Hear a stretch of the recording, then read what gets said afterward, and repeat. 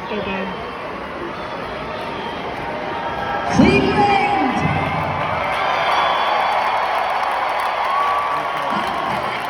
After a comeback, Johnson Jr. says, "This is my moment.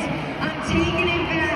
I'm showing everyone that target still belongs on my back, and I still belong in first place." Check it out on the Super Glue. Glued to the action replay. A speedy, confident approach is squared up perfect. I think the highest backflip we've seen all weekend. And you've got to do something big. He knew he missed those competitions and that those 60 seconds were vital. That's a statement run.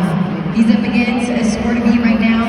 It is held by MJ Solorio and El Toro Loco. It's a score of a 9.480. The score for John Zimmer Jr. in terminal velocity is...